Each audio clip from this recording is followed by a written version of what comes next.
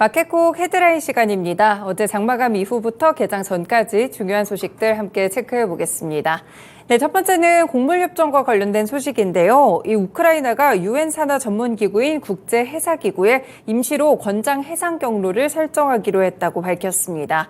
현재 서한에서 우크라이나는 운송로가 흑해 인접 국가인 루마니아의 영해와 배타적 경제 수역으로 연결될 것이라고 설명을 했는데요. 다만 같은 날 러시아 국방부는 흑해 항구에서 우크라이나로 향하는 모든 선박을 군용 화물 수송용으로 간주할 것이라며 선박의 귀국은 우크라이나 분쟁 당사자로 간주할 것이라고 경고를 했습니다. 이 국방부는 또한 흑해 공해의 남동부와 북서부 지역 항해에 대한 안전 보장을 할 수 없다고 말을 했지만요. 영향을 받을 세부 지역에 대한 정보는 밝히지 않았습니다.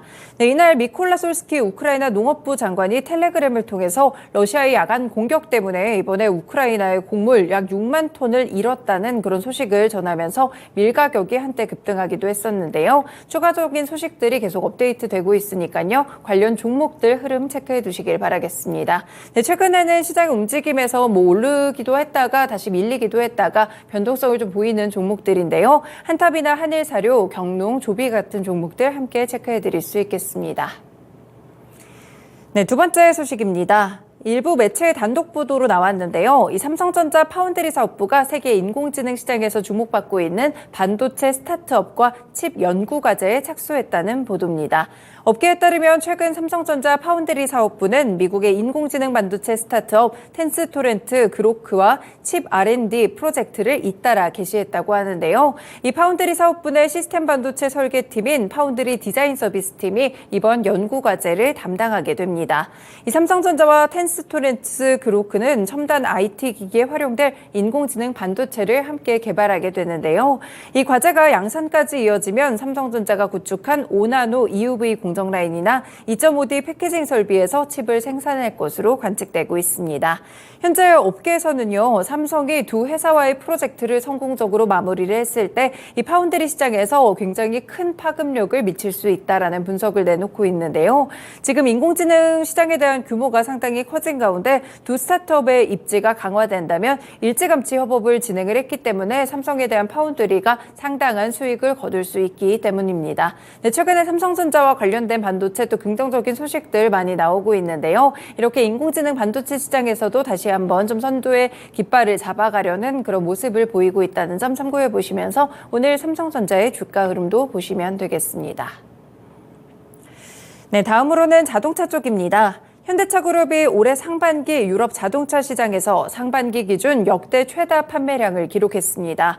현대차그룹은 올해 1월부터 6월 유럽에서 현대차 27만 675대, 그리고 기아는 30만 4,757대 등 총 57만 5,432대를 판매했다고 이야기를 했는데요. 지난해 상반기보다 약 3% 정도 늘어난 수치고요. 현대차의 경우 2.7%, 기아의 경우에는 3.8% 늘어났습니다. 상반기 기준으로 봤을 때 이번이 최대 실적입니다. 이전의 최다 판매가 2022년 상반기에 기록했던 수치였고요. 다만 점유율은 소폭 하락했는데요. 이번에 차량용 반도체 수급이 완화되게 되면서 경쟁 업체들의 판매량이 상대적으로 많이 증가하게 됐고 여기서 점유율은 소폭 하락하는 모습이었습니다. 차종별로 보시면 가장 많이 판매된 차량은 기아의 스포티지였고요. 그리고 전기차의 경우에는 전년보다 8.6% 감소한 수치로 팔렸는데 차종별로는 EV6가 가장 많이 팔렸고요. 그 뒤로는 코나 일렉트릭 그리고 니로 EV, 아이오닉 5 순이었습니다. 네, 그래서 관련 종목으로는 현대차 그룹주들 체크해 두시면 될 것 같고요. 현대차와 기아 그리고 현대모비스 주가 함께 소개드립니다. 다음 소식입니다. 네, 조금 전에 시황에서도 체크를 해보셨겠지만 최근에 양극재 기업들의 주가가 말로 정말 고공행진하고 있습니다. 이 주가의 단기 조정 시기가 다가오고 있다는 경고음도 같이 커지고 있는데요. 지금 양극재 수출액이 4개월째 하락 추세를 이어가는 가운데 그래서 3분기에는 양극재 가격이 저점에 이를 것이라는 분석이 나옵니다. 그래서 2차전지 섹터를 그동안 주도해왔던 게 바로 양극재 기업이죠. 그런데 이제 오는 3분기에 잠시 숨고르기에 들어갈 것으로 예상이 되면서 같은 섹터 섹터 내에서는 투자자들의 관심이 조금 밀렸었던 폐배터리 관련 종목들이 도약할 것이라는 전망이 나오고 있는데요. 그래서 지난 6월 국내 양극재 수출액부터 체크를 해드리면요. 전월 대비 12% 줄었습니다. 10억 4천만 달러 수준이었고요. 수출량도 같은 기간 7% 내려가면서 2만 2천 톤을 기록했습니다. 그래서 양극재 수출 가격도 킬로그램당 47달러로 전월 대비 7% 이상 하락했는데요. 이렇게 양극재 수출량도 지난 3월 이후 꾸준하게 줄어들면서 최근에 1년 내 최저치를 보여주고 있습니다.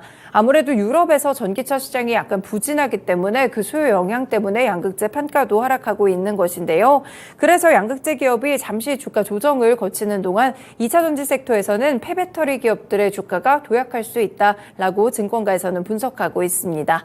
실제로 이 주요 리사이클링 업체들의 실적은 내년 상반기부터 본격적으로 개선될 것이라고 보고 있는데요. 네, 관련 흐름들 체크해 보셔야 될 것 같고요. 사실 폐배터리 대장주 하면 생각나는 종목 있으시죠? 바로 성일하이텍입니다. 관련 종목과 더불어서 세비캠까지 관련 종목들의 주가 흐름들 살펴두시면 되겠습니다.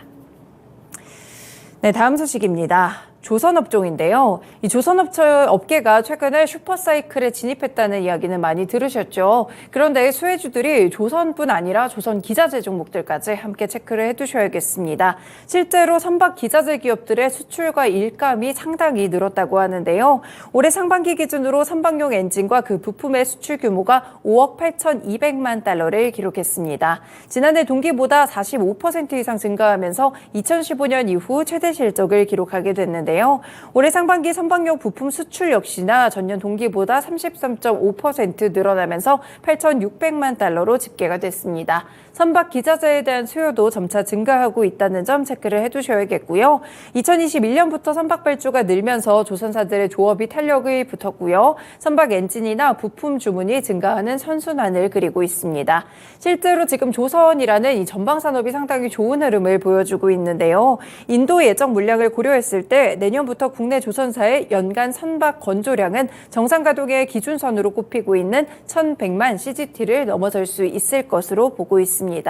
네, 그리고 조선업계의 효자업종으로 꼽히는 LNG 운반선의 수요가 커지면서 관련 기자재 수업들의 수주 잔고도 빠르게 늘고 있다고 하는데요. 대표적인 종목들 몇 가지 체크해드리겠습니다. 일단 이 냉장 관련해서 이 보장재 관련한 부분들도 수요가 상당히 늘어나고 있다고 하는데요. 그런 기업으로는 동성화인텍이 있고요. 그 외에도 HSD 엔진이라든지 한국가본, 태광 같은 종목들 모두 조선 기자재 종목들로 분류되고 있습니다. 이 종목들의 정규장 흐름도 살펴보시면 좋겠습니다. 마지막 소식입니다. 올해 우유의 원유 가격을 정하기 위한 낙농가와 유업체 간 줄다리기가 지금 끝나지 않고 있습니다. 어제까지가 사실상 협상 시한이었는데요. 이를 넘겼지만 결론이 도출되지 않았기 때문에 오는 24일에 다시 한번 협상을 진행하게 됩니다. 올해의 경우에 원유가 리터당 69원에서 104원 범위 이 정도에서 가격 인상이 이뤄질 것으로 보이는데요. 만약에 올해 인상안이 104원 그러니까 상단으로 결정이 된다면 원유는 리터당 1,100원까지 오르게 됩니다. 지난해 인상분이었던 49원이 2013년 원유 가격 연동제를 시행하게 되면서 106원 오른 이후 가장 큰 폭의 상승이었는데요. 1년도 지나지 않아서 최대 폭의 인상이 다시 이뤄지게 됐습니다. 통상적으로 우유 소비자 가격이 원유 가격 인상으로 200원에서 400원 정도 올라갈 수가 있겠는데요. 그렇게 된다면 밀크플레이션 우려가 제기될 수 있겠죠. 사실 우유가 들어가는 부분들이 빵에도 있고요. 커피에도 있고요. 그 외에도 아이스크림도 포함이 되고 있기 때문에 전반적인 물가 인상으로 이어질 수 있겠는데요. 현재는 우유 1리터 가격이 2,900원을 유지하고 있기 때문에 원유 인상으로 인해서 3,000원 선을 돌파할 것으로 보고 있습니다. 네, 역시나 유업계들 주가 흐름 살펴보셔야 될 것 같고요. 남양유업이라든지 메일유업이 있습니다. 다만 개별적으로 남양유업의 경우에는 악재성 뉴스들도 함께 나오고 있기 때문에 이 부분 체크해 보시면서 투자하시면 되겠습니다. 네, 오늘도 이렇게 6가지 소식들 먼저 전해드렸습니다. 마켓콕 헤드라인이었습니다.